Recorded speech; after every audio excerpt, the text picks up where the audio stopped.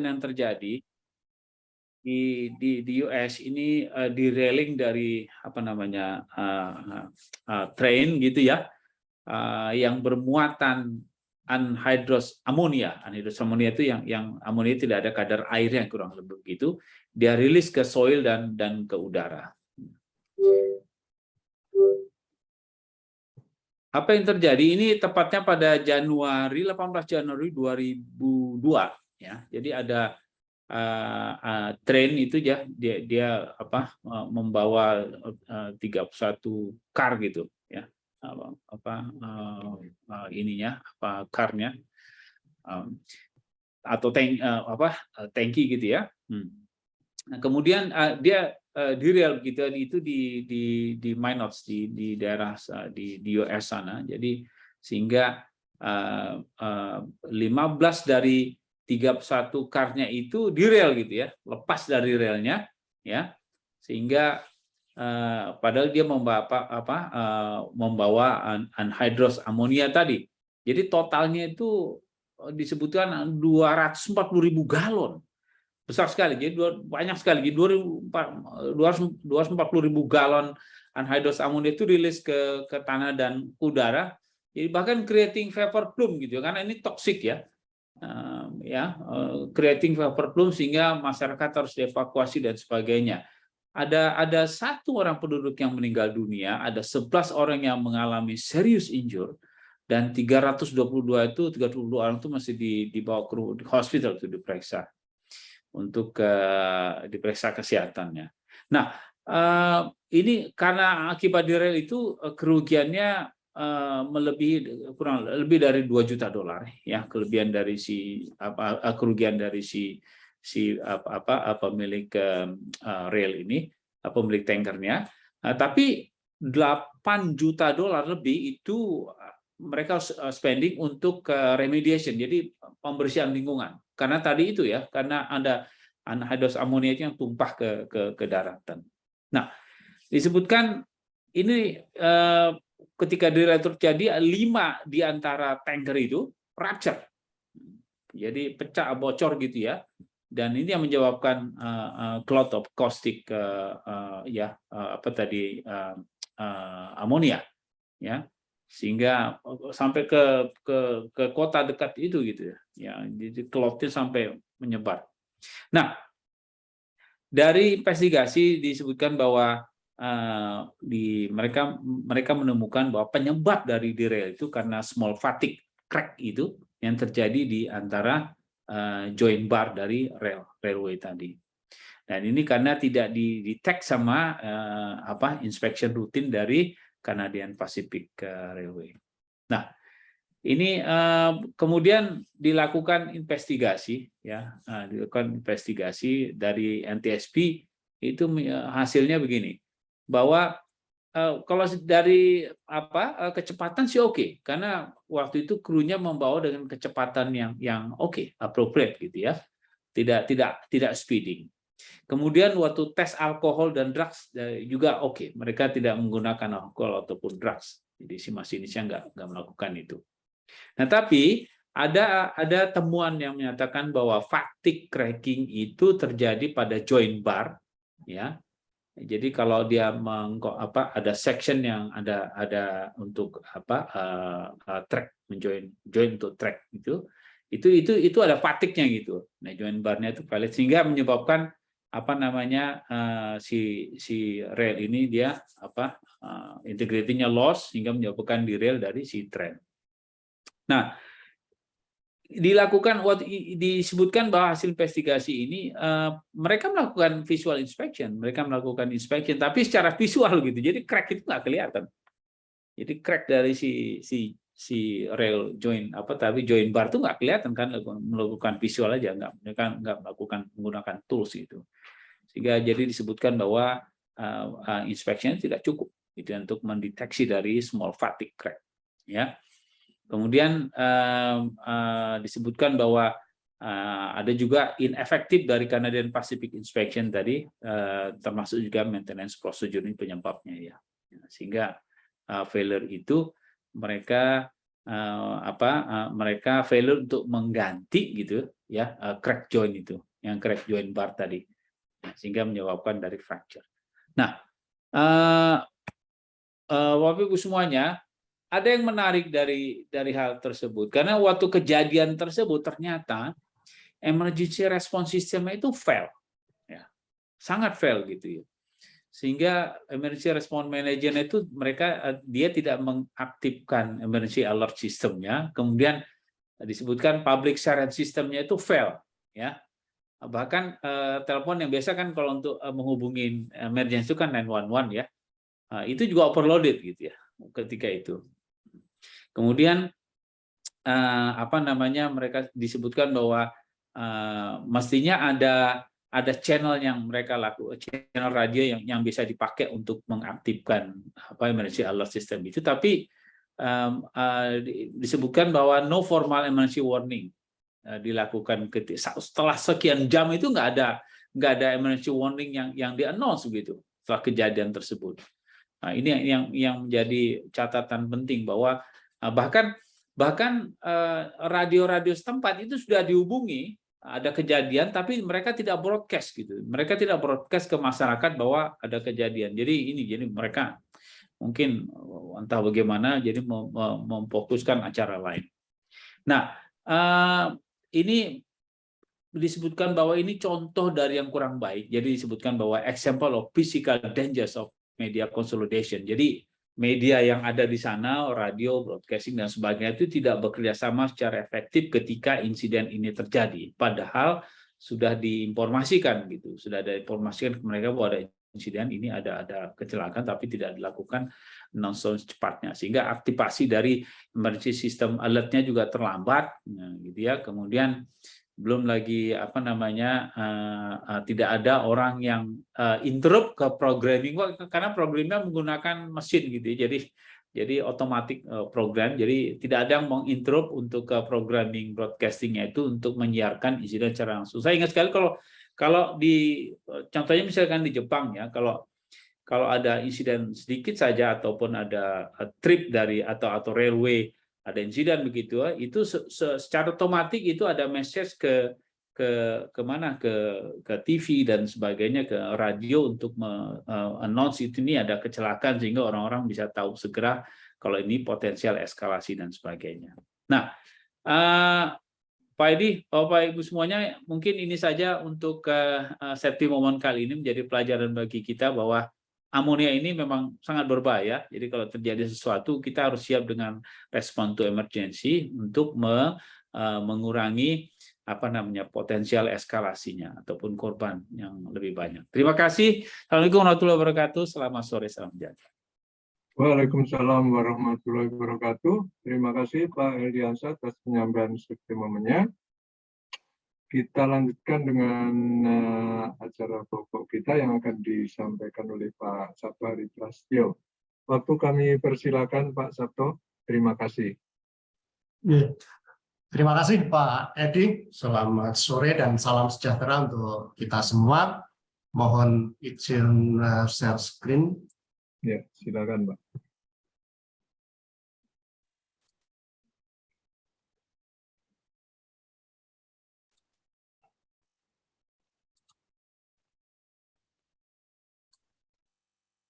Apakah sudah kelihatan, Pak? Sudah kelihatan, Pak. Oke, terima kasih. Jadi pada saat sore hari ini, saya akan membahas masalah net zero emission melalui green ammonia. Jadi sebelumnya, mohon izin memperkenalkan diri. Saya bagian dari PT Kaltim Parna Industri. Jadi PT Kaltim Parna Industri ini berlokasi di Kota Bunteng, Kalimantan Timur. PT Kaltim Parna Industri ini sahamnya dimiliki oleh Parna Raya 90% dan Pak Marihat Simbolon 10%, yang notabene beliau ini adalah pemilik Parna Raya juga. Jadi secara ininya 100% adalah milik Pak Marihat. Dan PT Kaltim Parna Industri ini menghasilkan 500.000 ton per tahun anhidrous amonia. Dan tadi sudah disampaikan sebelum ini safety moment berbicara tentang amonia, bahwa amonia memang sangat berbahaya, sehingga pabrik amonia harus memiliki sistem yang sangat safety di dalamnya. Kemudian kami berada di Kaltim Industrial Estate di Bontang, Kalimantan Timur, dengan total area 8 hektar. PT KPI dibangun mulai EPC-nya di tahun 98 dan konstruksi sampai tahun 2000, dan tahun 2001 kami mulai berproduksi di bulan November. Kemudian komersialnya di tahun 2002, tepatnya di bulan Februari. PT KPI mempekerjakan karyawan tetap sekitar 220, dan kami sudah memiliki sertifikat untuk ISO 9001, 14001, 45000, dan CAN. Kemudian ini sedikit tentang Parnaraya. Jadi kami berada di Parnaraya Group. Dan Parnaraya itu berdiri sejak tahun 72 yang dirintis oleh Pak Marihat Simon Simbolon. Core bisnisnya pada itu adalah logistik industri. Kemudian juga domestik sea freight, operator untuk semen, pupuk maupun bak kargo. Di tahun 1987 itu berpartner dengan chemical fertilizer, Pinewood, dan Industrial Salt. Tahun 99 itu memiliki natural gas allocation business yang didistribusikan untuk petrochemical, yang salah satunya adalah sebagai raw material untuk PT Kaltim Parna Industri di bawah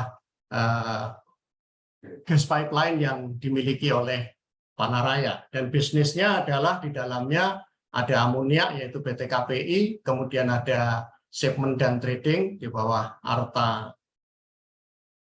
PT Arta, terus kemudian sistem aliran gas Nusantara itu yang gas pipeline, ada fuel trading juga, ada hotel, salah satu hotelnya itu adalah Sari Pasifik di Tamrin. Kemudian juga Parnaraya punya palm plantation dan CFO plant di Kalimantan Barat di Pontianak. Kemudian berbicara tentang net zero, kita melihat kepada kebijakan pemerintah. Jadi presentasi ini juga kami bersumber dari Kementerian Perindustrian.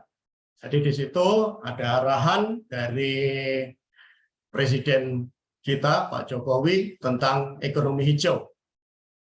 Jadi green economy, green teknologi, dan green product itu harus diperkuat agar Indonesia bisa bersaing di pasar global.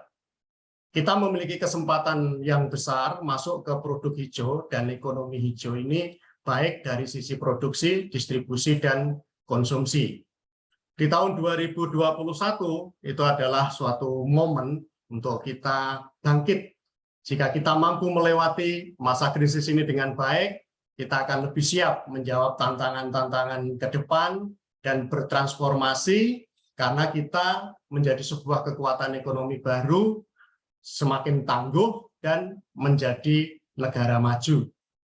Dan juga sebagai tambahan informasi bahwa di KTT G20 di Bali yang akan dilaksanakan tanggal 15 dan 16 November tahun 2022 ini juga ada agenda yang termasuk di dalamnya berbicara tentang green economy dan transisi energi. Itu akan dibahas di G20 Bali juga.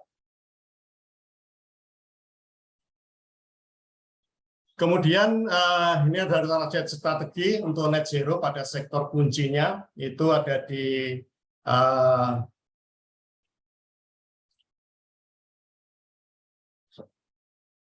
Energi itu di tahun 2020 itu 10% dari efisiensi energi itu diturunkan hingga 10% di tahun 2060. Kemudian produksi untuk solar cell di tahun 2025. Kemudian 48% energi terbarukan pada tahun 2030. Dia juga menghapus subsidi bahan bakar fosil dan uji coba pasar karbon. Kemudian yang lainnya adalah pertanian, hutan, dan guna lahan, kemudian juga pengelolaan limbah dan industri untuk menuju ekonomi hijau. Latar belakang dari penerapan industri hijau ini ada 6 latar belakang, yaitu perlunya menyelaraskan pertumbuhan ekonomi dengan perlindungan lingkungan sesuai prinsip dari Sustainable Development Goal. Yang kedua adalah tren perdagangan produk industri secara global. Kemudian yang ketiga, shifting dari ekonomi linear kepada ekonomi sirkuler. Yang keempat itu pengembangan proses produksi mengarah ke 4R, yaitu reduce, reuse, recycle, dan recovery. Yang kelima, pembangunan industri rendah karbon. Yang keenam, isu lingkungan yang harus dihadapi industri itu penghambusan merkuri dan bahan berbahaya lain, penanganan limbah P3, pengurangan sampah laut, program Citarum Harum, dan lainnya. Kemudian dasar hukum pengembangan industri hijau itu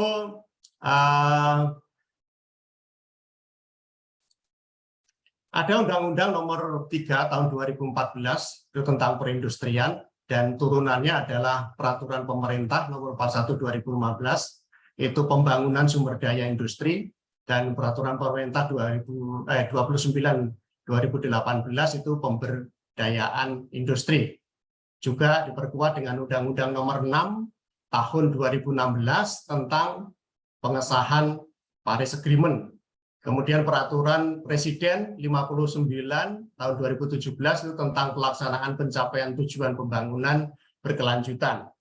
Dan juga Undang-Undang Nomor 11 tahun 2020 tentang Cipta Kerja, yang turunannya adalah Peraturan Pemerintah Nomor 28 tahun 2021 tentang penyelenggaraan bidang perindustrian. Jadi yang intinya mengatakan di situ bahwa industri yang dalam proses produksinya mengutamakan upaya efisiensi dan efektivitas penggunaan sumber daya secara berkelanjutan sehingga mampu menyelaraskan pembangunan industri dengan kelestarian fungsi lingkungan hidup serta dapat memberi manfaat bagi masyarakat.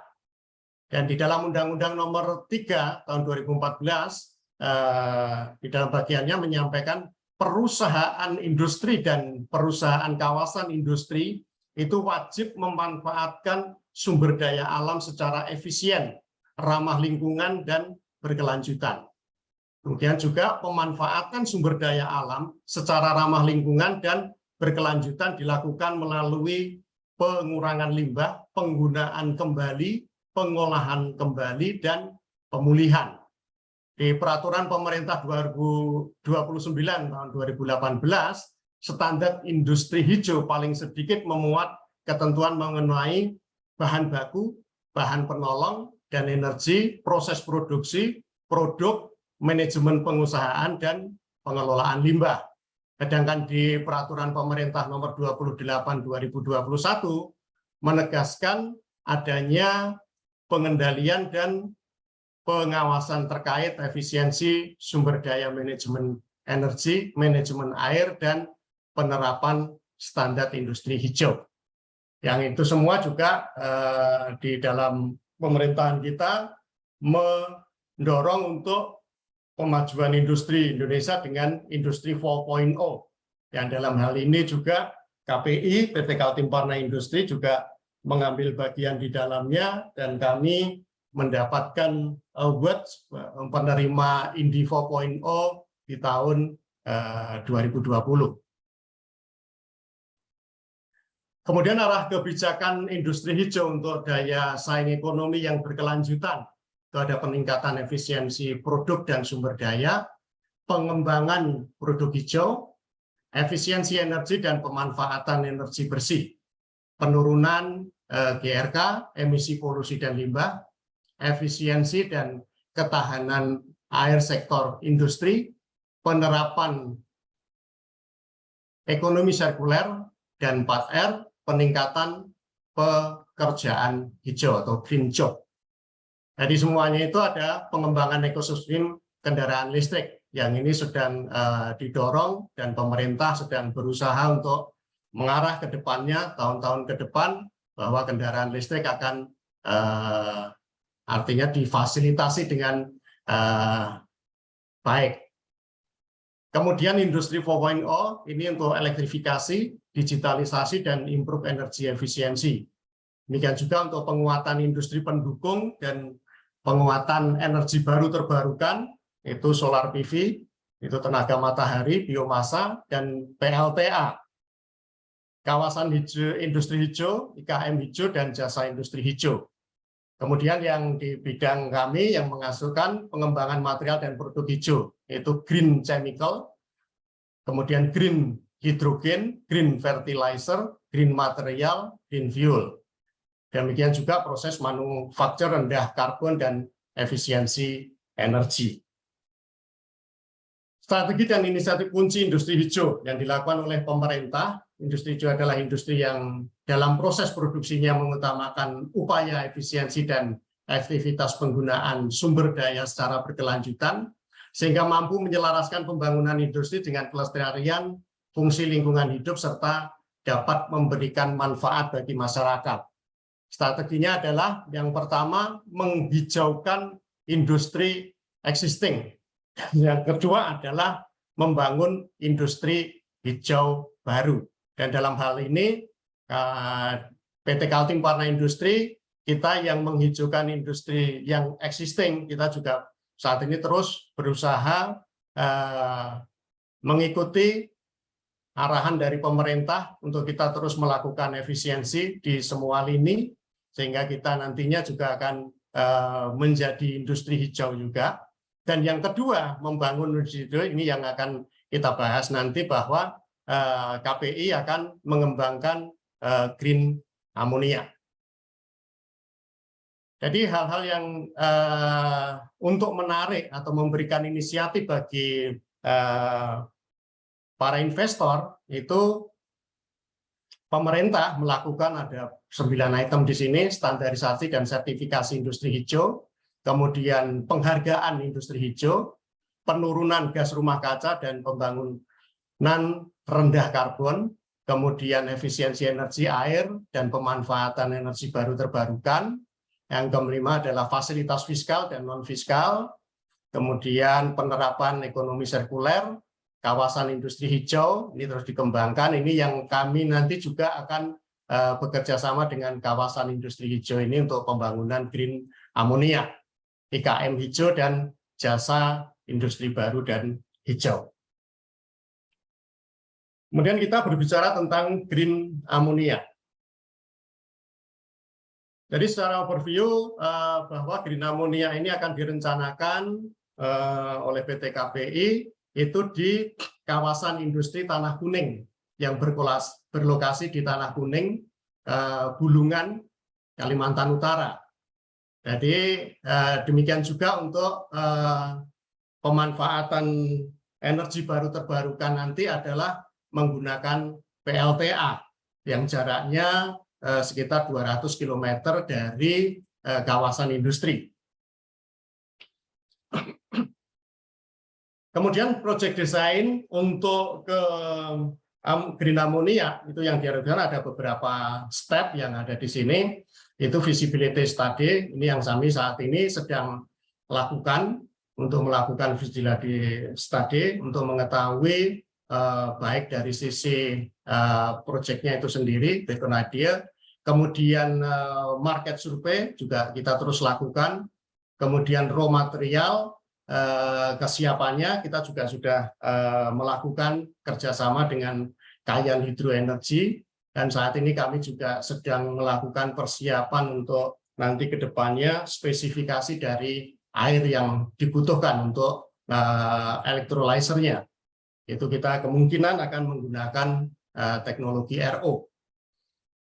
Terus kemudian front-end engineering design data nanti juga kita akan siapkan. Kalau dari sisi end engineering-nya di bagian belakang, kami sudah pengalaman dengan pabrik kami, dan untuk yang front-nya, bagian depannya, ini nanti akan menjadi teknologi dan pengalaman yang baru bagi kami PT Kaltim Warna Industri.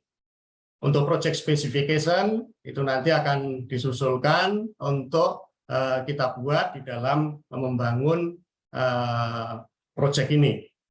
Supaya berjalan dengan baik, dengan kualitas yang terbaik, memenuhi seluruh unsur-unsur yang ada di dalam suatu project, sehingga pada saat kita mengoperasikan nanti, betul-betul bahwa pabrik ini adalah pabrik yang aman, dengan safety, dengan quality yang tertinggi, produk yang terbaik, itu yang akan kita tuangkan di dalam project spesifikasi. Terus kemudian yang langkah selanjutnya, tentu saja sesuai dengan proyek-proyek yang sebagaimana harus dilakukan, itu akan membuat instruction to bidder, kemudian akan dilakukan EPC, tender, dan kontrak, kemudian masuk ke dalam engineering stage, yang ini nanti juga akan melibatkan tentu saja para engineer-engineer yang ada di KPI, dan untuk yang kekurangannya tentu saja kita akan melakukan hire. Selanjutnya procurement stage, ini untuk jika sudah EPC sudah dilakukan untuk pengadaan material bagi proyek yang sedang berlangsung. Kemudian dilakukan konstruksi dan tentu saja commissioning. Kemudian setelah commissioning dilakukan performance test, kemudian adalah plan acceptance. Kemudian setelah itu untuk suatu proyek kita harus memiliki namanya 1 year guarantee, itu yang dengan EPC tadi, sehingga pada saat 1 tahun betul-betul ada garansi bahwa pabrik betul-betul bisa berjalan sebagaimana mestinya, dan bila terjadi sesuatu kekurangan atau ada temuan-temuan, itu masih menjadi tanggung jawab kontraktor. Kemudian untuk AMDAL, UKL, UPL, ini nanti menjadi bagian dari kawasan industri, dan bagi PT KPI nanti di bawah dengan nama PT-nya nanti adalah PT Green Ammonia Indonesia. Itu nanti akan mengerjakan UKL UPL-nya, itu untuk di dalam, dan ini juga sesuatu pengalaman yang tidak sesederhana yang kita bayangkan, karena untuk pengurusan AMDAL, UKL, UPL ini ternyata membutuhkan waktu yang cukup lama, yaitu sekitar 6 sampai 12 bulan. Kemudian ini adalah schedule yang dibuat di PT Kaltim Warna Industri. Feasibility study ini sedang berlangsung sejak Q2 tahun 2022 ini. Kemudian Q3 menuju Q4 kita terus melakukan technology selection dan final cost-nya. Itu ini sudah ada bayangan menuju ke situ, cost yang harus kita siapkan untuk membangun pabrik green ammonia ini. Kemudian di Q2 tahun 2023 itu nanti akan dilakukan final investment, kemudian decision dan EPC-nya. Diharapkan nanti eksekusinya bisa dilakukan di Q3 dari tahun 2023. Targetnya ini nanti adalah berbarengan dengan pembangunan yang untuk PLTA, yaitu Kayan Hydroenergy, itu di tahun 2025. Harapannya pabrik sudah jadi pada saat PLTA juga sudah menghasilkan produknya. Kemudian berikut adalah terminologi untuk pembuatan amonia. Jadi kalau saat ini kami di PT Kaltim Parna Industri di Bontang itu masih masuk di dalam grey amonia karena bahan baku kami itu adalah grey hidrogen yang diambil dari natural gas. Yang itu dilakukan di reformer pemecahan untuk menghasilkan hidrogen. Jadi hidrogennya ini masih masuk di grey hidrogen. Dan amoniaknya juga menjadi grey amonia. Kemudian untuk blue hydrogen, ini saat ini PT KPI juga sedang melakukan kerjasama dengan ITB dan Pertamina, Pak, untuk melakukan visibility study untuk CCUS, yaitu untuk memanfaatkan CO2 sebagai byproduct-nya amonia, itu untuk dipompakan atau dimasukkan kembali ke dalam bumi atau dipakai untuk menekan gas natural gas melalui CCUS ini. Jadi kalau kita bisa mengaplikasikan CCUS ini, maka hidrogen yang dihasilkan itu akan dikategorikan sebagai blue hydrogen. Dan amoniaknya nanti juga akan menjadi amonia yang blue juga. Demikian juga untuk selanjutnya yang harapan ke depan PT Kaltim Parna Industri itu adalah green hydrogen untuk menghasilkan green amonia. Dan ini harus menggunakan sumber power karena green hydrogen ini nanti dihasilkan melalui proses electrolyzer dengan sumber bahan bakunya itu adalah air dan listrik untuk menghasilkan green hydrogen. Dari situ akan kita proses untuk dipertemukan dengan nitrogen di Haber-Bosch proses itu menjadi amonia, dan amoniaknya masuk dalam kategori green amonia. Berikut adalah proses filosofinya yang awalnya pada saat yang ada di KPI saat ini kita menggunakan proses yang ini. Kita ada proses preparation dengan memanfaatkan natural gas masuk ke dalam feed gas treatment, kemudian ada primary reformer, ini yang untuk cracking untuk menghasilkan hidrogen, terus kemudian dilanjutkan hidrogen nanti hasilnya masuk ke daerah purification. Jadi ada di sini adalah shift converter, kemudian CO2 absorber, ada CO2 stepper. Nah, inilah baik side-nya, baik produknya PT KPI itu CO2 ini. Ini yang menjadi tantangan bagi kita untuk saat ini, bagaimana ke depannya kita itu mengurangi CO2 ini dengan blue hydrogen atau blue amonia, yaitu CO2-nya dilakukan CCUS. Untuk yang green amonia tadi itu adalah dari air dan green power. Ini dari PLTA, kemudian masuk ke electrolyzer, kemudian masuk ke menghasilkan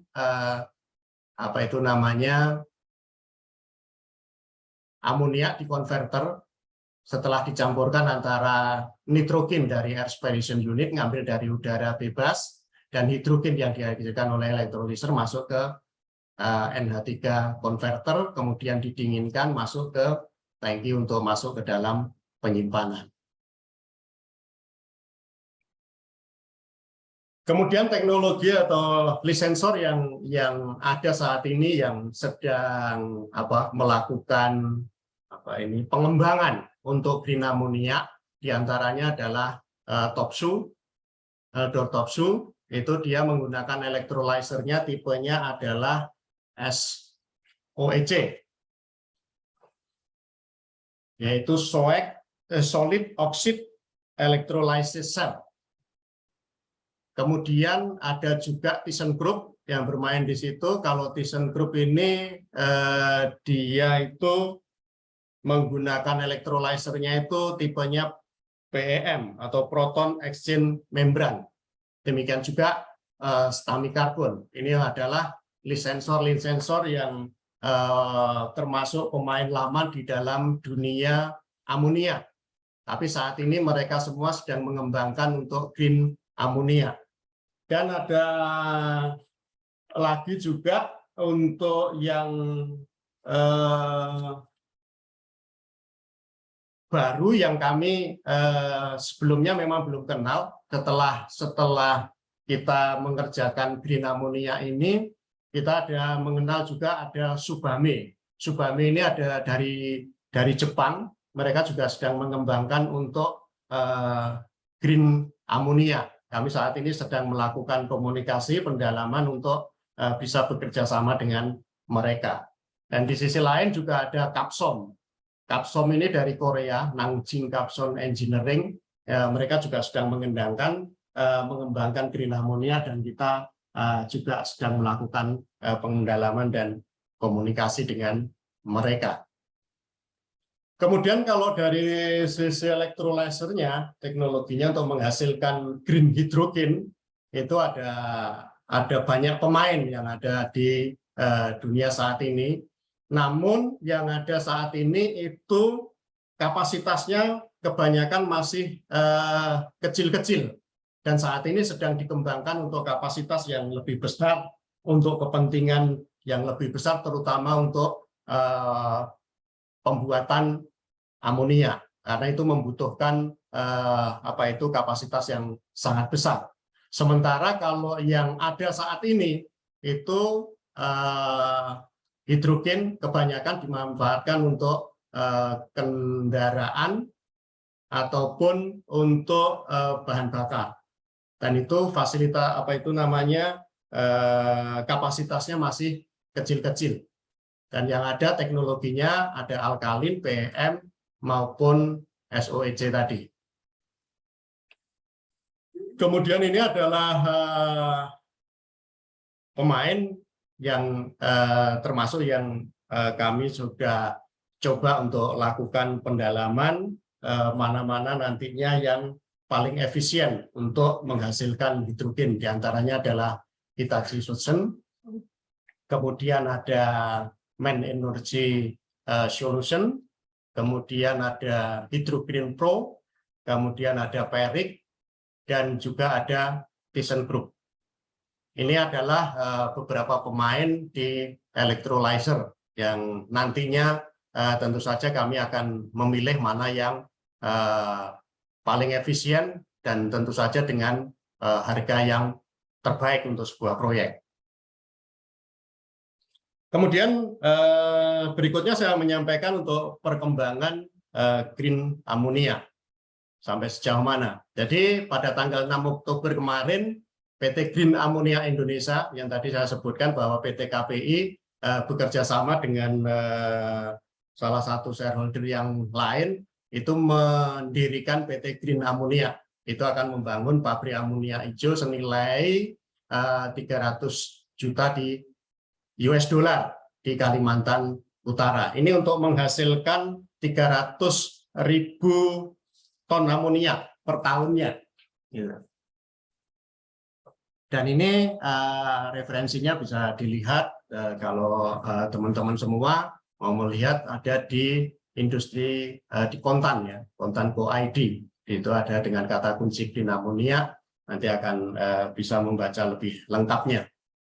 Kemudian yang berikutnya, di kesempatan yang sama, di hari yang sama, itu adalah ini PT Kayan Hydro Energy, itu menandatangani kerjasama dengan Sumitomo Corporation untuk pembangunan PLTA di Kayan, di Sungai Kayan, Kecamatan Peso, Kabupaten Bulungan. Yang tadi sudah saya sebutkan, yang jaraknya 200 km menuju ke kawasan industri Tanah Kuning.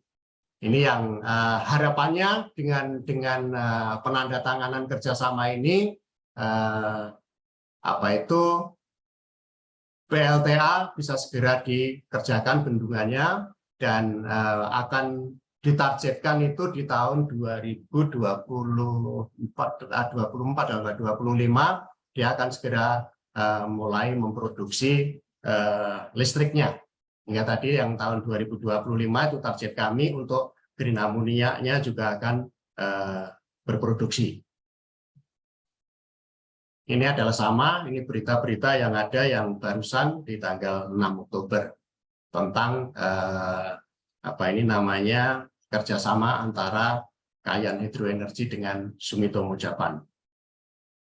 Ini berita-berita yang sudah pernah beredar bahwa ini sudah cukup lama sebenarnya, tetapi masih banyak hal-hal yang perlu diselesaikan oleh mereka, terutama masalah perizinan-perizinan yang juga tidak mudah untuk mendapatkan perizinan, sehingga mundur sampai yang kemarin akhirnya dilakukan penandatanganan. Kemudian ini saya akan sampaikan sepintas tentang Kayan Hydroenergy, karena kami saat ini telah bekerja sama dengan Kayan Hydroenergy, karena pemegang saham dari Kayan Hydroenergy ini adalah nantinya yang akan menjadi salah satu pemegang saham di PT Green Ammonia Indonesia dan kawasan industri Tanah Kuning Kaltara. Jadi ini bayangannya ada di Kaltaria, nanti memanfaatkan Sungai Kayan. Dan PLTA ini nanti adalah ada 5 cascade ya, bertingkat. Jadi ada nanti PLTA 1, 2, 3, dan 5 sampai 5. Kapasitas totalnya itu mimpinya adalah di angka 9.000 megawatt atau 9 gigawatt. Ini hydropower plant ini akan dibangun dengan 5 cascade. Itu yang pertama akan dibangun itu nanti adalah yang 900 megawatt dulu ini.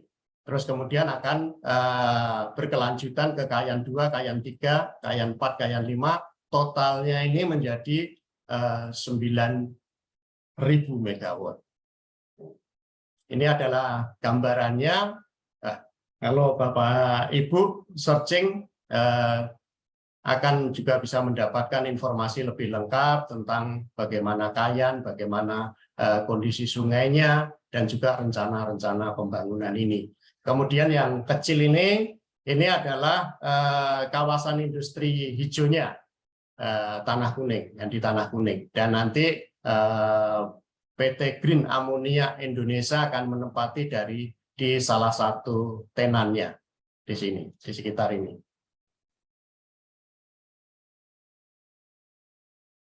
Kemudian ini yang dari proyeknya mereka itu sudah melakukan kerjasama dengan beberapa perusahaan.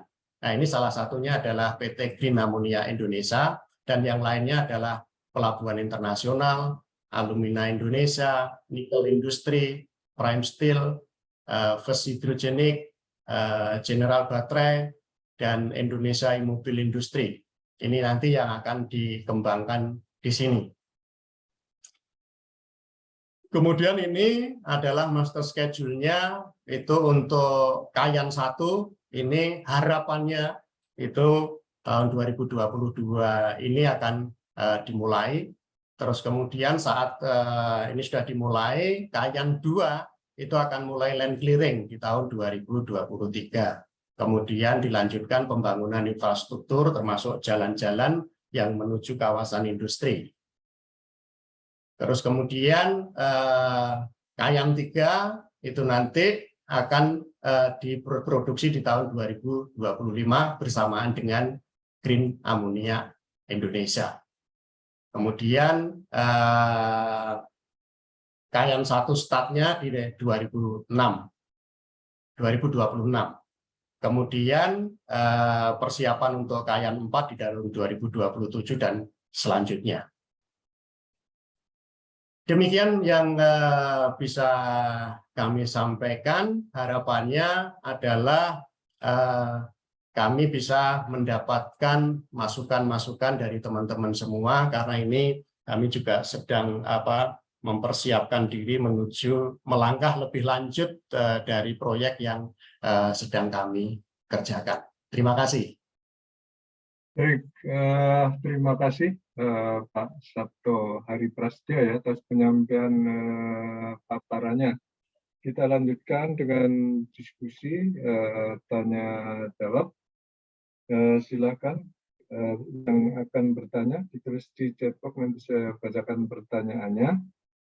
Sementara saya baca pertanyaan yang sudah masuk. Ya, ini yang pertama dari Pak Mo Asrofi. Apakah renewable electricity yang ada di Indonesia, khususnya Kaltim, saat ini memiliki kapasitas yang cukup untuk memproduksi green hydrogen untuk bahan baku green ammonia? Dan apakah secara keekonomian bisa masuk? Silakan, Pak. Ya Pak, terima kasih untuk pertanyaannya. Jadi untuk masalah untuk yang membangkitkan green hydrogen ini dari kelistrikan, kalau kelistrikannya tadi sudah kami jelaskan bahwa untuk Sungai Kayan itu sudah melalui penelitian, dia akan mampu menghasilkan produk kelistrikan hijau itu dengan kapasitas yang sudah ditentukan. Cuma untuk kalau yang masalah harga, ini Pak, yang PR juga PR kita Pak, sampai saat ini itu harga masih belum kita dapatkan, tetapi sebagai gambaran untuk kami supaya proyek green ammonia ini visible, itu harga listriknya itu per kWh-nya itu di kisaran angka 3 sampai mungkin maksimum 5 sen, Pak, itu baru masuk, Pak. Karena apa? Karena harga amonia kalau masih seperti saat ini harga amonia di kisaran 800 sampai 1.000 US dollar per ton, itu kita masih bisa masuk dengan harga sekitar mungkin angka 5, angka 6 sen per kWh-nya. Tetapi kalau harga amonia itu akan kembali ke tahun sebelumnya, itu di tahun 2019, 2020, sebelum terjadinya perang Ukraina dan Rusia, itu harga amonia itu di bawah 300. Nah, kalau harga amonia berada di angka di bawah 300 US dollar per ton, itu tidak visible, Pak, untuk green amonia ini. Itu karena yaitu tadi biaya produksinya kalau kita menggunakan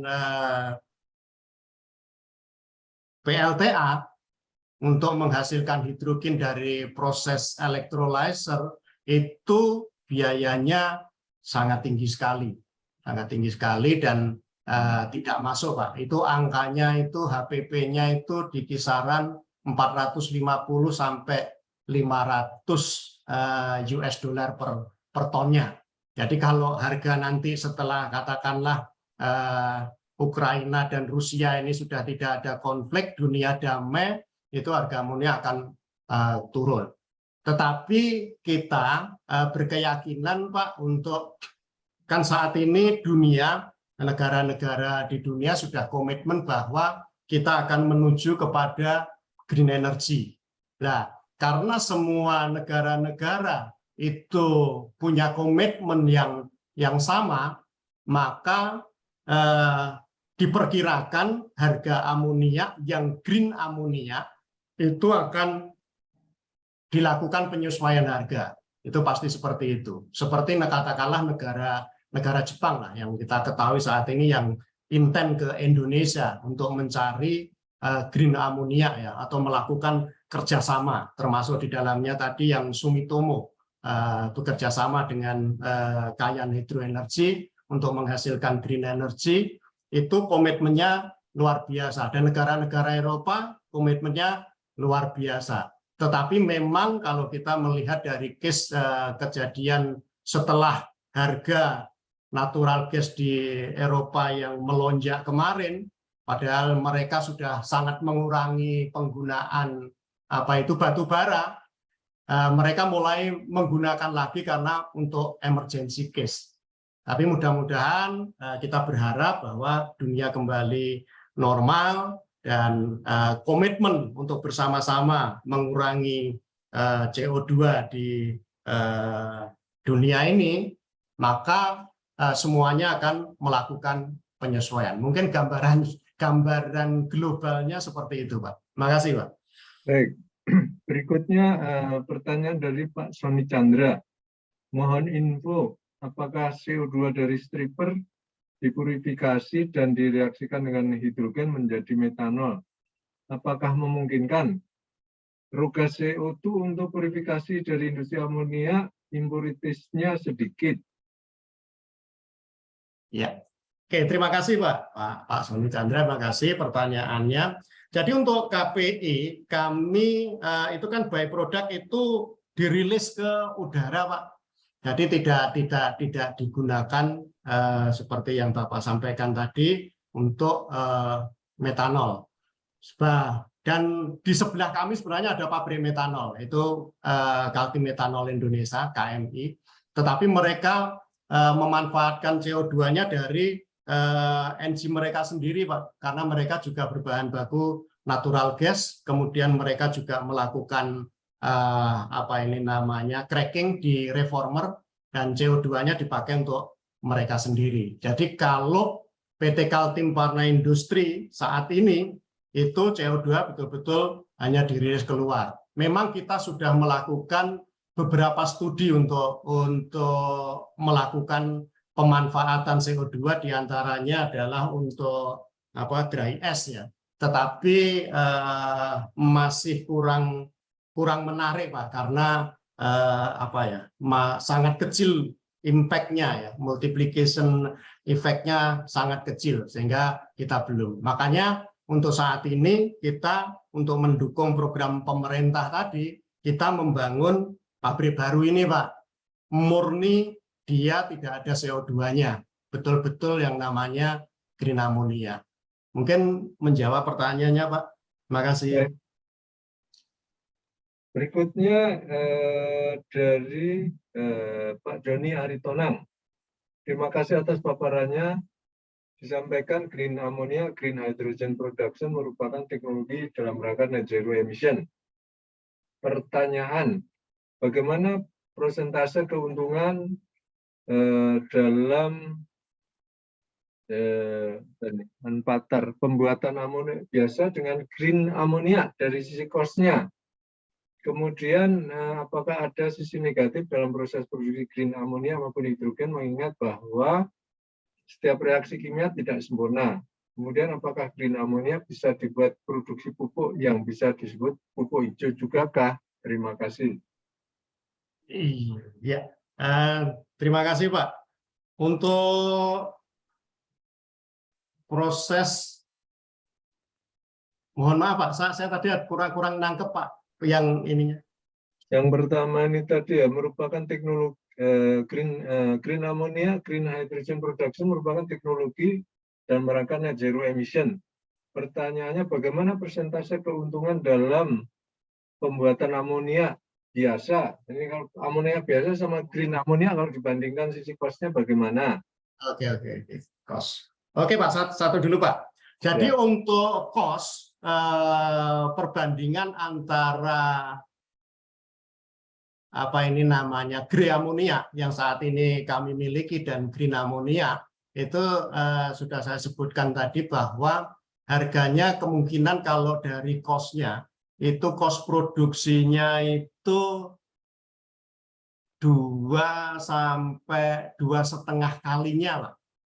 Makanya tadi saya bilang bahwa untuk harga amonia saat ini di mana angkanya di antara 800 sampai 1.000 US dollar per ton, itu dengan green ammonia yang HPP-nya di sekitaran angka 450 sampai 500 itu masih masuk, Pak. Tetapi kalau dia nanti kondisinya berubah dan harga amonia akan turun seperti tahun-tahun sebelumnya, di tahun 2019 itu harga amonia di bawah 300 US dollar, maka green ammonia ini menjadi tidak visible untuk saat ini. Sehingga tadi saya menyebutkan bahwa karena ini menjadi komitmen dari seluruh dunia untuk menjaga bahwa bumi ini supaya tetap hijau, pasti nanti ada penyesuaian. Tapi kalau dari dari pricing-nya itu tadi Pak, harganya sekitar 2,5 kalinya lah untuk memproduksi green ammonia dibandingkan dengan grey ammonia. Mungkin itu. Pertanyaan yang kedua Pak Edi. Ya, apakah ada sisi negatif dalam produksi green ammonia maupun hidrogen, mengingat bahwa setiap reaksi kimia tidak sempurna? Dari sisi negatif, kalau dari green ammonia itu seharusnya tidak ada Pak, karena tidak ada buangan yang mencemari lingkungan. Kalaupun ada itu sangat kecil sekali dan kita bisa kendalikan. Makanya tadi kita masuk di dalam AMDAL, UKL, UPL. Kita harus memenuhi semuanya itu. Dan itu bisa dikendalikan karena kan kalau green ammonia ini bahan bakunya adalah air, Pak. Tetapi untuk membuat air itu yang tadi saya sampaikan, teknologi yang akan digunakan kemungkinan adalah menggunakan RO. Nah, kalau RO itu air limbahnya nanti adalah air dengan kapasitas kandungan garam yang lebih tinggi dan akan dikembalikan ke laut. Dan itu bukan merupakan pencemaran. Jadi dari sisi sumber listriknya itu menggunakan yang tidak mencemari, yaitu dari PLTA, terus kemudian kita membuat hidrogennya dari air yang juga tidak mencemari, dan nantinya kita akan untuk menghasilkan amonia kita harus ada N2. N2 diambil dari udara untuk memisahkan oksigen dan nitrogen, itu pun juga tidak mencemari. Jadi seharusnya dengan green ammonia ini itu tidak ada sesuatu yang mencemari atau membahayakan. Tetapi kalau berbicara tentang amoniaknya sendiri, ya benar bahwa amonia memang adalah produk yang berbahaya yang harus dikontrol dan dikendalikan dengan baik. Dan kalau itu semua saat ini sudah berjalan dengan baik, semuanya bisa dikendalikan dengan pengalaman yang sudah ada, baik kami di KPI maupun di perusahaan-perusahaan yang lain di dunia, itu semua sama, semuanya bisa dikontrol, bisa dikendalikan dengan baik, kecuali menghasilkan produk CO2 tadi, Pak. Mungkin itu jawabannya, Pak. Pertanyaan berikutnya ya, apakah green ammonia bisa dibuat produksi pupuk yang bisa disebut pupuk hijau juga, Kak? Iya, bisa, Pak. Seharusnya bisa, karena produk turunan dari amonia ini banyak, Pak. Termasuk adalah untuk urea. Cumanya kalau urea, kita membuat urea, itu nanti kalau kita produknya green ammonia, kita kesulitannya adalah untuk mendapatkan CO2-nya. Karena untuk urea itu dibutuhkan CO2. Sehingga kalau saat ini itu pabrik fertilizer itu urea itu pasti satu paket antara utilitas, pabrik amonia dan pabrik urea. Nah, CO2 yang dihasilkan di pabrik amonia itu diserap di pabrik ureanya.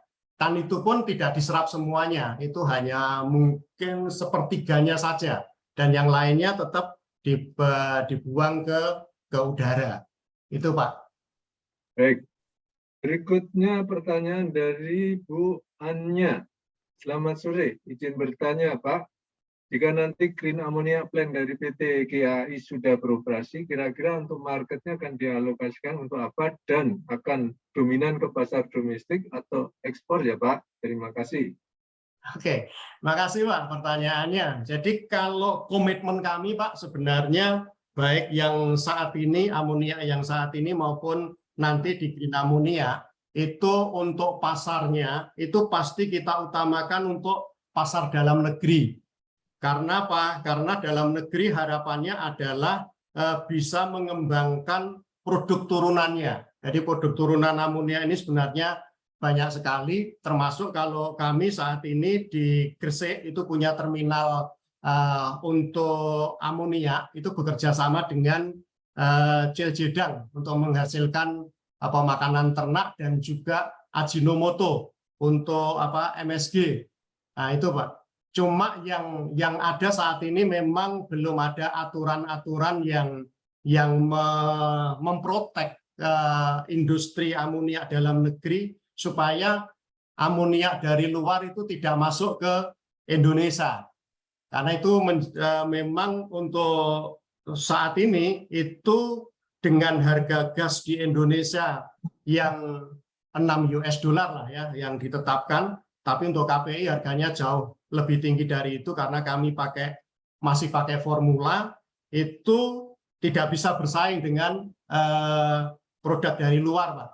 Produk dari luar itu bisa lebih murah karena harga gas mereka lebih murah dari yang ada di Indonesia. Itu makanya kita perlu bantuan pemerintah untuk membuat aturannya supaya perusahaan-perusahaan dalam negeri itu menggunakan produk yang ada di dalam negeri. Itu akan saling membantu, saling menguntungkan juga untuk perkembangan perindustrian di Indonesia.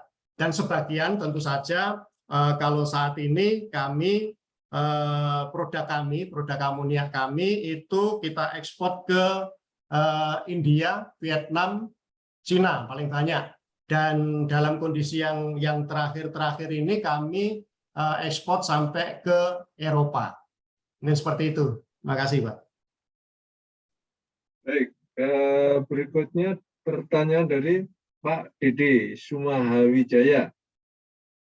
Izin bertanya, Pak, seperti apa manajemen penanganan limbah tercemar di PT KPI jika terjadi eksiden tidak diinginkan yang disebabkan oleh amonia di lingkungan PT KPI? Ya, terima kasih, Pak. Kalau sampai saat ini, kalau kami di KPI itu kita punya amonia tank.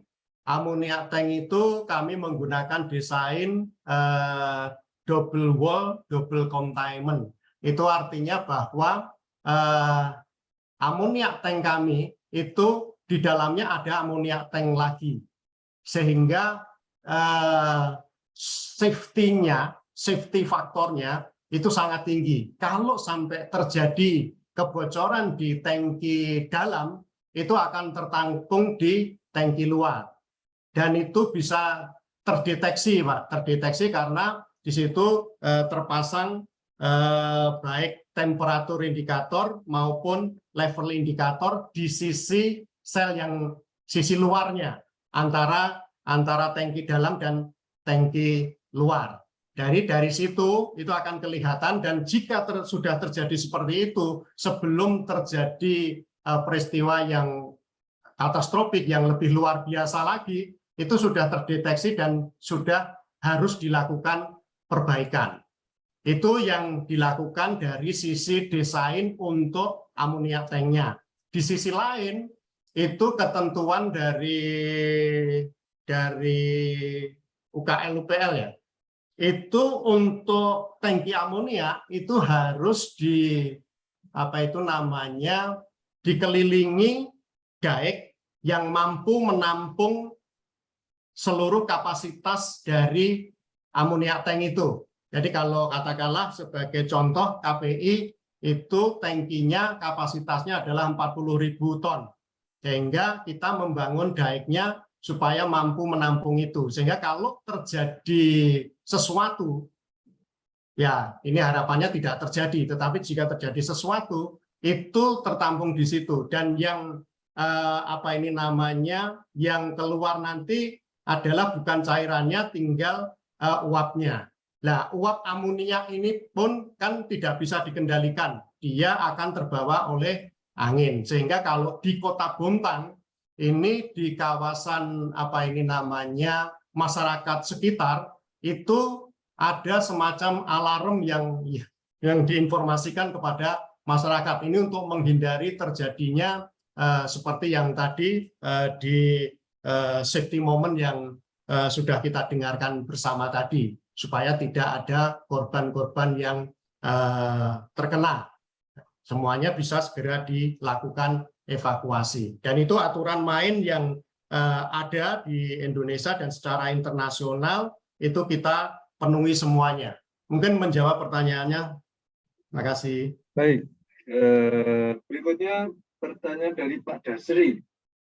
Izin bertanya, menurut Bapak, apakah net zero emission melalui green ammonia lebih baik dengan uji coba lainnya seperti dengan amonia, dan seperti apakah NZI yang dihasilkan melalui green ammonia, berapa persen angkanya dan sisanya dijadikan apa? Terima kasih. Maaf Pak, kurang real maksudnya. Kurang ini ya, ini apa? Net zero emission melalui green ammonia ini Ya. lebih baik dengan uji coba lainnya, seperti dengan amonia, dan seperti apakah NZI yang dihasilkan melalui green ammonia, berapa persen angkanya dan sisanya dijadikan apa? Oke, mungkin saya coba menjawab. Jadi sebagai contoh untuk produk CO2 kami itu dengan green ammonia yang ada saat ini, itu dengan produk kami 1.500 ton per hari, itu produk CO2-nya adalah di kisaran 1.700 ton per hari CO2. Nah, itu yang dirilis ke udara. Nah, dengan adanya green ammonia, maka yang 1.700 ton CO2 tadi itu tidak ada lagi, Pak, betul-betul nol. Tapi kalau pertanyaannya ke arah persentase, mohon maaf, saya belum mendapatkan data berapa persentase yang bisa disumbangkan untuk mengurangi emisi itu. Terima kasih, Pak. Baik. Berikutnya pertanyaan dari Pak Irwansyah. Permisi Pak, izin bertanya mengenai pembuatan green ammonia menggunakan air H2O dan nitrogen N2. Apakah ada sumber lain selain itu? Contoh seperti sumber hidrazin yang dapat dimanfaatkan dengan proses dekomposisi pada katalis menjadi produk amonia dan nitrogen. Iya, terima kasih Pak. Mencoba menjawab Pak. Jadi kalau produk amonia ini saat ini kita memanfaatkan teknologi yang ada adalah menghasilkan green hidrogennya itu adalah dari air, sedangkan N2-nya itu adalah dari udara sekitar. Dan ini diperkirakan lah ya, saya belum melakukan studinya bahwa ini adalah yang paling efisien Pak, karena memang yang menjadi kendalanya hanya nanti di kelistrikannya saja. Jadi kalau menggunakan hidrazin tadi, kami belum terus terang aja, kami belum pernah menemukan atau membaca masalah green hidrogen ini yang memanfaatkan hidrazin ini, sehingga kami tidak bisa memberikan jawaban Pak, mohon maaf. Yang bisa kami lakukan saat ini hanya untuk yang dari air dan nitrogen Pak. Terima kasih Pak. Baik, pertanyaan berikutnya dari Ibu Yusnitati. Bagaimana dengan standar kode untuk amonia atau green amonia? Standar code-nya ya. Jadi kalau di Indonesia saat ini itu masih dalam persiapan Pak untuk SNI-nya Pak. Jadi untuk amonia di Indonesia itu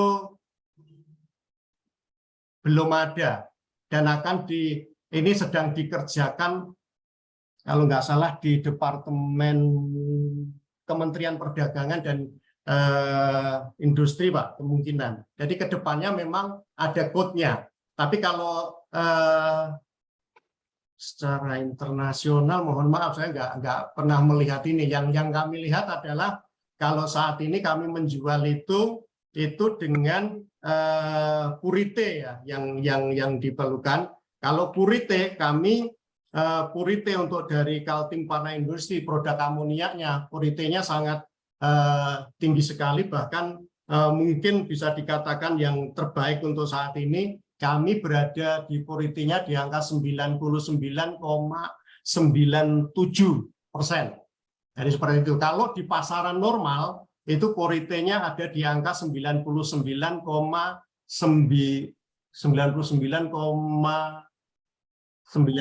kalau nggak 99,5 seperti itu.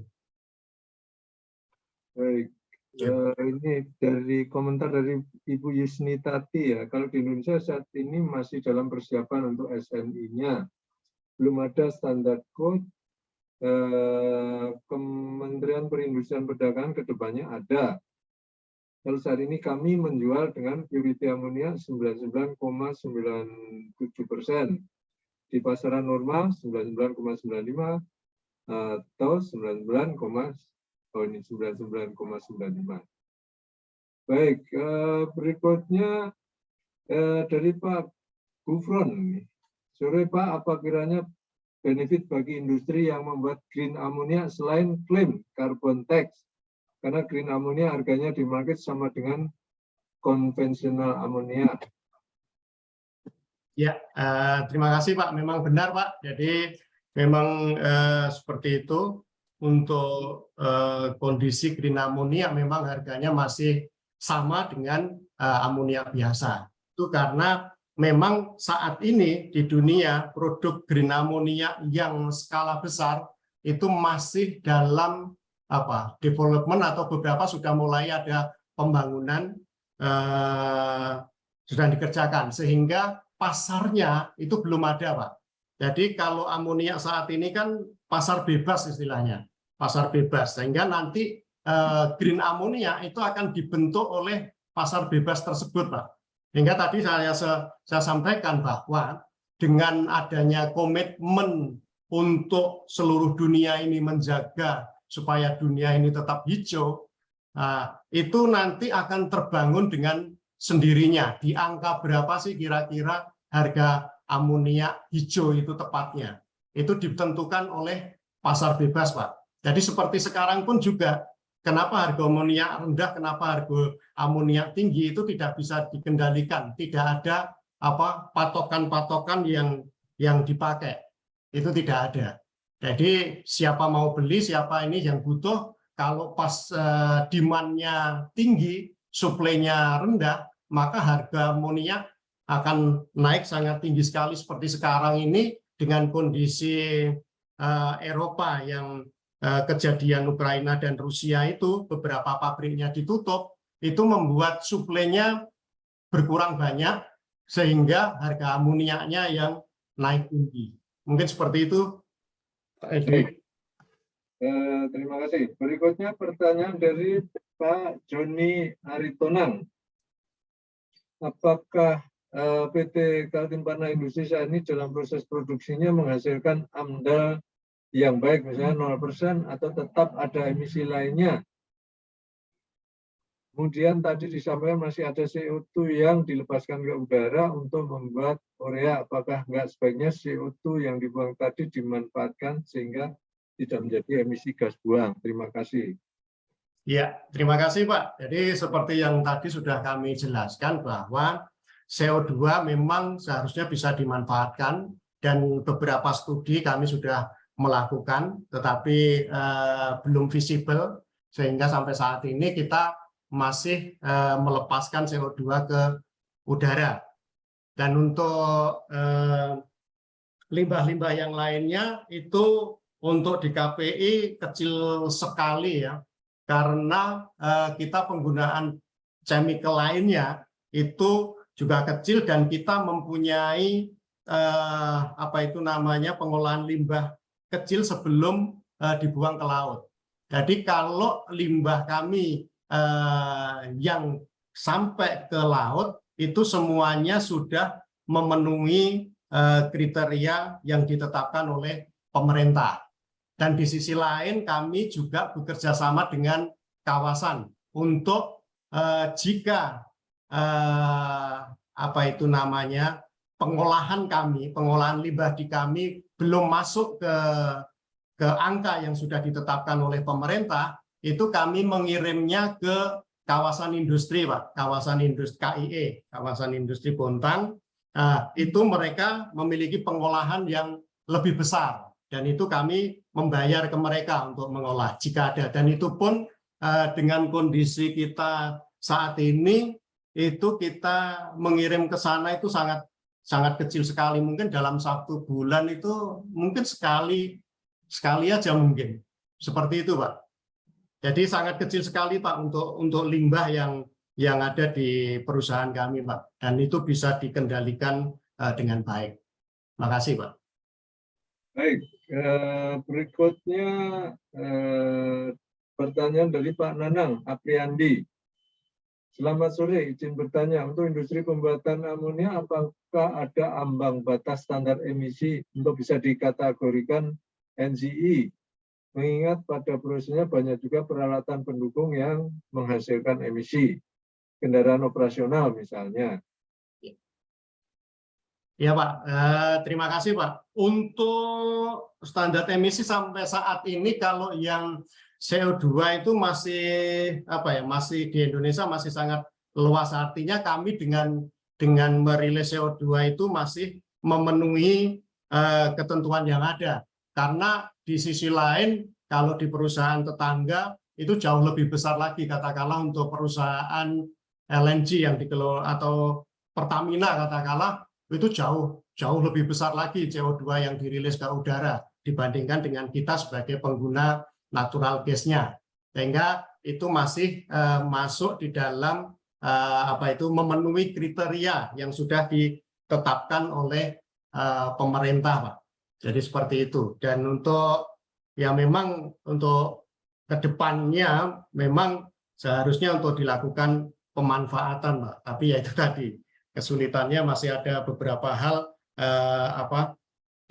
kurang visible ya untuk kita kerjakan. Terima kasih, Pak. Baik, berikutnya dari Pak Hadi Sutomo.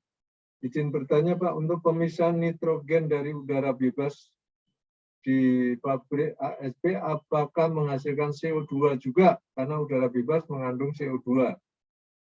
Iya. Ya, Pak, tapi kan kalau itu prosentase CO2 di udara, kita kan tidak menambah, Pak, ya. Artinya kami ngambil dari udara bebas, kami masukkan ke ASP, terus kemudian keluarnya kita betul-betul hanya mengambil nitrogennya saja dengan oksigen yang sangat kecil sekali, sekitar maksimum 300 ppm. Terus kemudian yang kandungan udara di luar itu ya kembali ke udara lagi. Artinya sebenarnya ya kami tidak mencemari udara, kami hanya mengambil nitrogennya saja. Mungkin seperti itu, Pak, jawabannya, Pak. Jadi murni bahwa yang mencemari tadi yang dari natural gas, Pak, CO2 yang dari natural gas. Seperti itu.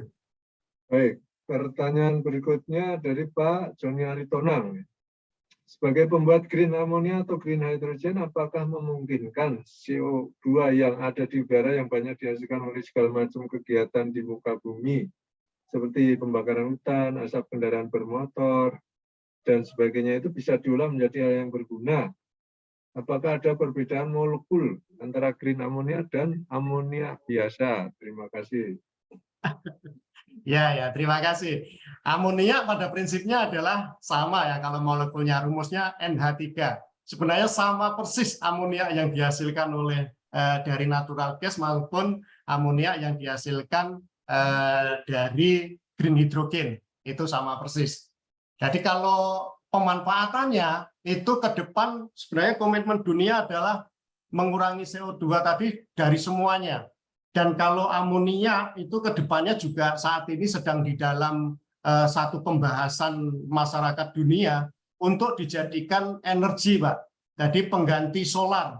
Jadi nanti itu kalau saat ini kebanyakan untuk transportasi laut ataupun darat itu masih pakai solar, itu ke depannya amonia itu akan dijadikan bahan baku, bahan untuk fuelnya. dan saat ini masih dalam pengembangan, Pak. Masih dalam pengembangan karena amonia ini termasuk untuk pembawa hidrogen yang tingkat kestabilannya paling tinggi untuk saat ini. Jadi paling aman untuk dibawa. Sementara kalau hidrogen sendiri itu dari beberapa hari yang lalu saya mengikuti forum group discussion yang diadakan oleh UGM, itu ada teman yang menyampaikan bahwa untuk hidrogen digunakan sebagai sumber energi itu untuk transportasinya hanya yang paling aman itu hanya bisa digunakan hanya pada jarak sekitar 200 km itu di daratan, Pak. Jadi seperti itu. Jadi amonia itu akan menjadi nantinya itu apa istilahnya itu semacam energy storage ya. Energy storage itu amonia itu adalah yang paling stabil, Pak. Dan saat ini pun di Gresik kami juga sudah berkomunikasi dengan perusahaan Jepang IHI itu sedang melakukan penelitian untuk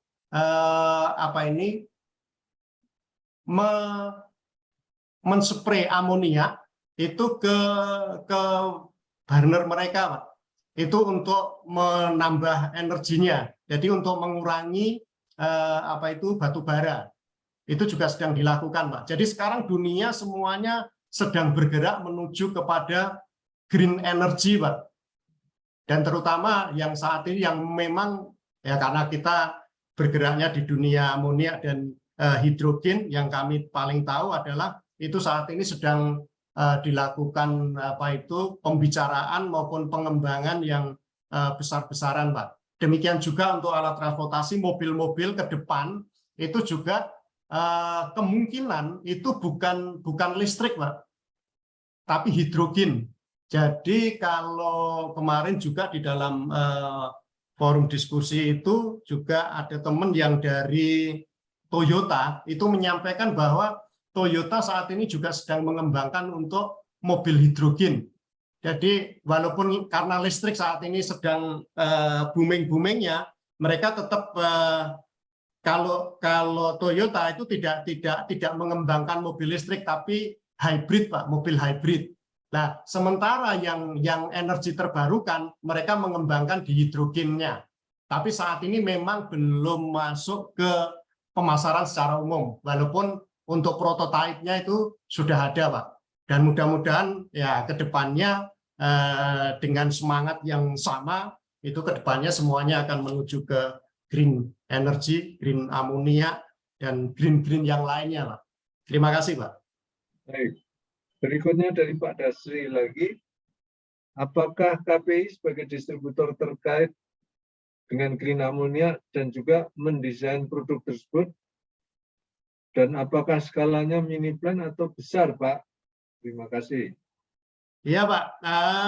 Kalau desainnya tentu saja kami tidak mendesain sendiri. Seperti kami sebutkan di presentasi tadi bahwa kami bekerja sama dengan licensor. Terus kemudian untuk kapasitasnya, kami kapasitas yang menengah, Pak. Tadi kalau membaca berita yang tanggal 6 Oktober itu 300.000 ton, Pak. Dengan 300 juta US dollar itu produksinya kita di 300.000 ton, Pak. Itu produk mungkin kalau dibilang kecil juga agak kecil, ini termasuk menengah, Pak. Dan itu tahap pertama, Pak. Memang kita memulainya di angka 300.000 ton per tahun. Atau kalau perharinya itu kira-kira di angka 37,5 ton per jamnya. Kalau produk kami saat ini kan di angka 1.500, Pak. Memang seperlimanya ya.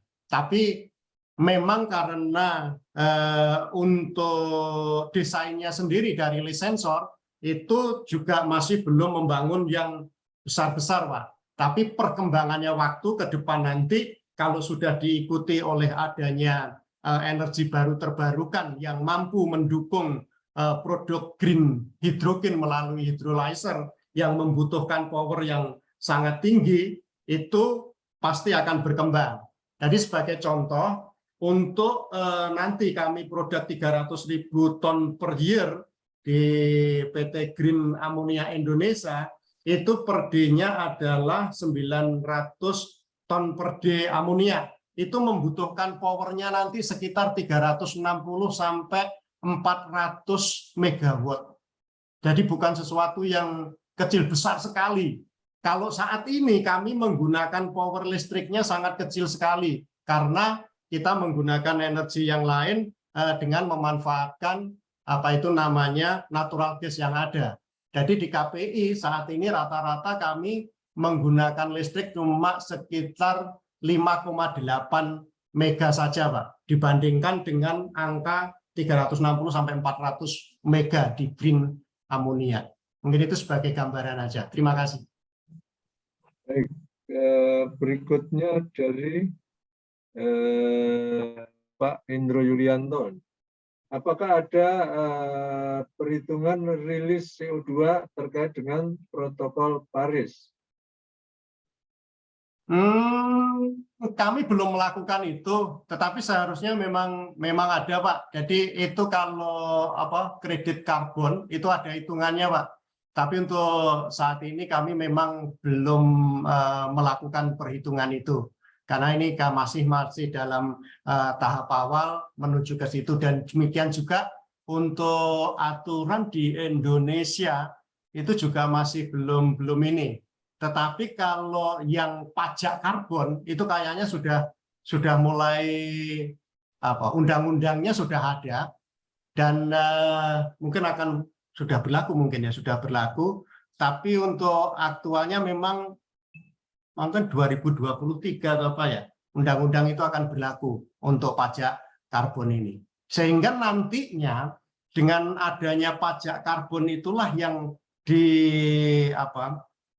tujuan dari pemerintah adalah untuk mendorong industri-industri itu menuju kepada hijau, Pak.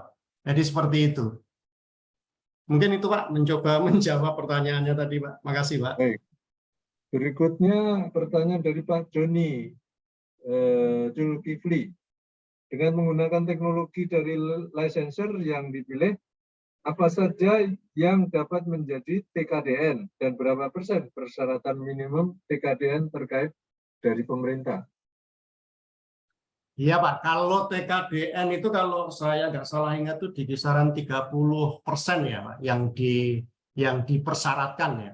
Nah, jadi kalau kami selama ini pun sudah di dalam pembangunan pabrik yang sudah kami kelola saat ini itu juga sudah memenuhi itu, Pak. Artinya memang ada beberapa equipment itu yang sudah bisa diproduk di dalam negeri, karena kita tahu bahwa untuk produk steel di Indonesia untuk kategori dengan low pressure, low temperature, bukan low temperature, low pressure lah ya, itu sudah bisa diproduk di Indonesia. Tapi kalau yang tadi saya sebutkan untuk low temperature memang belum, di Indonesia belum, semua masih dari luar. Khususnya untuk amonia dengan temperatur minus 30 sampai minus 33 itu low temp-nya itu memang masih dari luar, Pak. Di Indonesia belum bisa. Tetapi untuk yang TKDN tadi yang sekitar 30% itu memang harus dipenuhi, Pak. Kita terus berusaha untuk komplit terhadap aturan pemerintah yang berlaku. Makasih, Pak. Baik. Ini ada komentar dari Pak Joni Aritonang, TKDN minimal 40%. 40, oke, Pak. Kemudian ada juga nih dari Teknik Kimia UPN, Jatim. Sedikit masukan, apabila CO2 yang dihasilkan tersebut banyak dapat dipertimbangkan menjadi produk samping CO2 liquid. Nah, terima kasih. Iya, Pak, betul, Pak. Terima kasih, Pak, untuk yang 40% TKDN, Pak.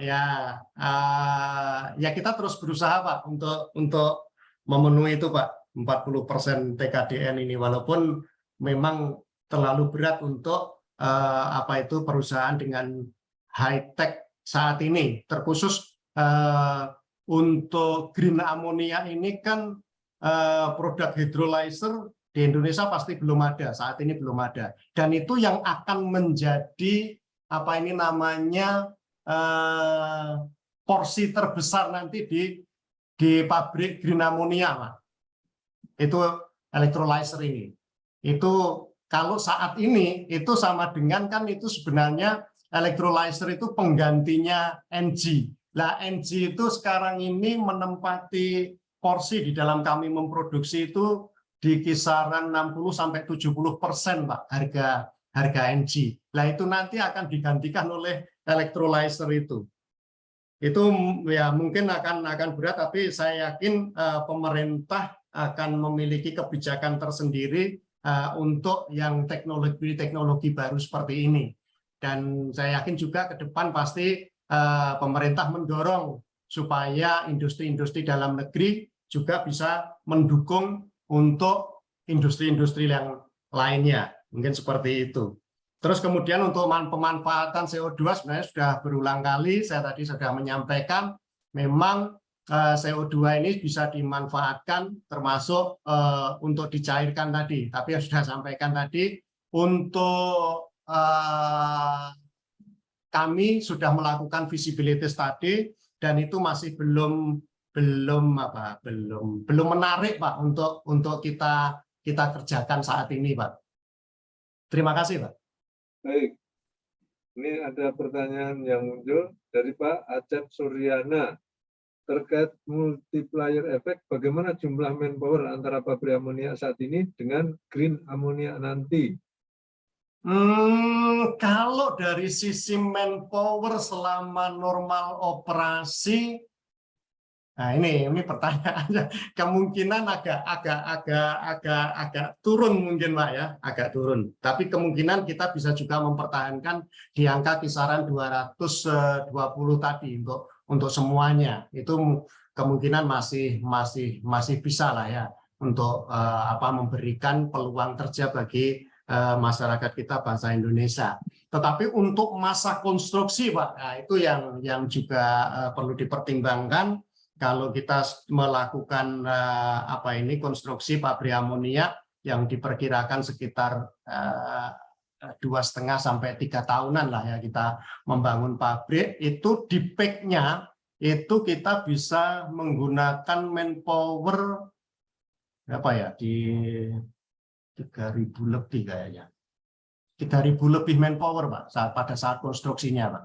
Jadi itulah yang manfaat lah keberadaan green ammonia atau proyek-proyek lainnya ya, itu membuka lapangan kerja seperti itu. Dan harapannya adalah bahwa proyek-proyek seperti ini di Indonesia, makanya Presiden itu selalu mendorong untuk pihak baik dari pemerintah maupun swasta untuk mengembangkan industri ataupun investor-investor dari luar, itu adalah untuk mendorong supaya di Indonesia selalu ada proyek. Itu karena dari situ sebenarnya, bukan pada saat normal operasi. Kalau saat normal operasi sangat kecil, Pak, kebutuhan manpower-nya itu, yaitu sekitar 200-an tadi. Sementara kalau sudah proyek itu bisa di angka 3.000-an. Mungkin seperti itu, Pak. Baik, masih satu lagi pertanyaan. Apakah KPI saat ini sudah mendapat sertifikat Industri 4.0 dan apakah nanti akan diterapkan dalam green ammonia? Iya, Pak, tadi sudah saya sampaikan bahwa KPI saat ini sudah mendapatkan sertifikat atau award Indi 4.0, Pak, di tahun 2020. Dan saat ini kami sedang sudah asesmen, Pak, sebenarnya untuk sebagai kandidat untuk mendapatkan penghargaan Indonesia Lighthouse 4.0, Pak. Itu saat ini kami sedang menunggu pengumumannya apakah itu akan mendapatkan penghargaan itu atau tidak. Jadi kami sudah mengerjakan itu dan kami sudah masuk. Kemudian untuk di green ammonia ke depannya tentu saja iya. Karena kalau yang pabrik yang lama ini saja sudah bisa mendapatkan award 4.0, apalagi di pabrik yang baru, karena di pabrik yang baru pasti kami mengembangkan dengan teknologi yang lebih maju lagi, baik dari sisi teknologi untuk prosesnya maupun teknologi pendukungnya, termasuk teknologi instrumentasi dan pengembangan IT-nya, Pak. Kalau industri 4.0 itu kan harapannya kan IT-nya akan lebih maju lagi ke depannya. Dan itu yang akan tentu saja kami akan coba untuk kembangkan di industri yang baru. Toh yang di lama ini pun kami juga terus berusaha mengembangkan diri untuk memanfaatkan teknologi IT untuk mempermudah proses produksi kami, Pak. Terima kasih, Pak. Baik, terima kasih. Di chat box sudah habis pertanyaannya. Apakah ada yang mau bertanya secara langsung? Saya persilakan, seandainya ada.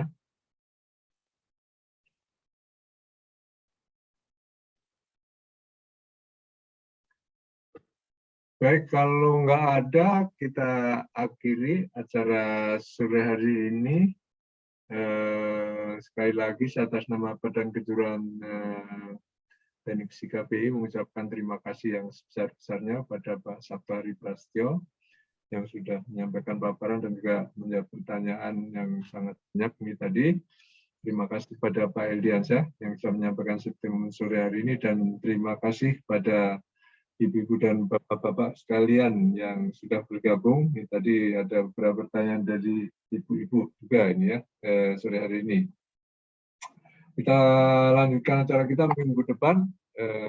Silakan yang berminat untuk bergabung di jam yang sama ya. Informasinya nanti akan disampaikan. Mohon maaf kalau ada hal yang kurang berkenan. Salam sehat-sehat selalu dimanapun berada, tetap disiplin dengan protokol kesehatan. Terima kasih, selamat sore, sampai ketemu lagi. Terima kasih, Pak. Terima kasih semuanya. Terima kasih, Pak. Terima kasih, Pak. Terima kasih. Terima kasih. Selamat sore. Iman ini soalnya.